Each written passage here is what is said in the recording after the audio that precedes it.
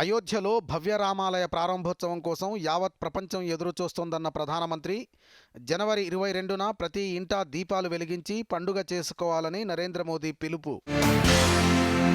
గత ప్రభుత్వం ప్రతి శాఖను అప్పుల్లో ముంచిందని డిప్యూటీ సీఎం భట్టి విక్రమార్క విమర్శ.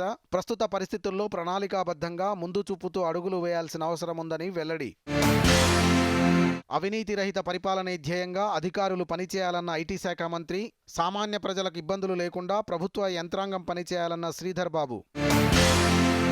ఉపాధ్యాయ ఖాళీల భర్తీకి వీలుగా త్వరలో మెగా డిఎస్సి నిర్వహిస్తామన్న సీఎం రేవంత్ రెడ్డి.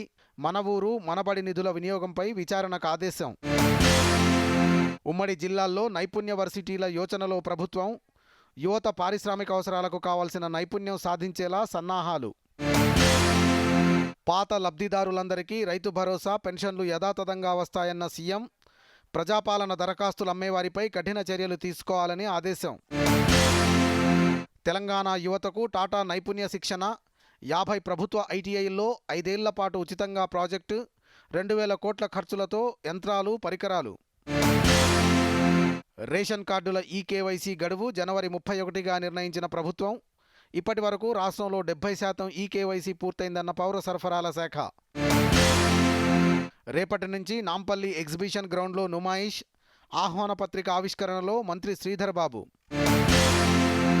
మార్చి 18 నుంచి 10వ తరగతి పరీక్షలు. సెకండ్ లాంగ్వేజ్ ఎగ్జామ్ తర్వాత 2 రోజుల సెలవు.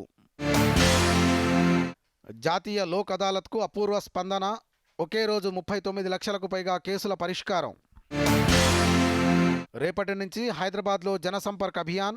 అయోధ్యలో రామ్లల్లా విగ్రహ ప్రాణప్రతిష్ఠ సందర్భంగా తెలంగాణలో విహెచ్పి ప్రత్యేక కార్యక్రమం. తెలంగాణ ప్రభుత్వం మరో కీలక నిర్ణయం. రవాణా శాఖలో ఓడీలను రద్దు చేస్తూ ఉత్తర్వులు జారీ. కొత్త సంవత్సర వేడుకల వేళ హైదరాబాద్ మెట్రో కీలక నిర్ణయం. నేడు అర్ధరాత్రి 12 గంటల 15 నిమిషాల వరకు మెట్రో రైలు సర్వీసులు ఉంటాయన్న మెట్రో ఎండీ. న్యూ ఇయర్ వేళ నార్కోటిక్ పోలీసుల సరికొత్త పరీక్షలు. డ్రంక్ అండ్ డ్రైవ్ తరహాలోనే డ్రగ్ డిటెక్షన్ టెస్ట్ కిట్స్. ప్రపంచాన్ని శాసించే స్థాయికి భారత్ ఎదుగుతుందన్న కేంద్ర మంత్రి.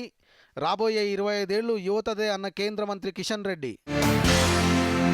రేపు పిఎస్ఎల్వి C58 ప్రయోగం.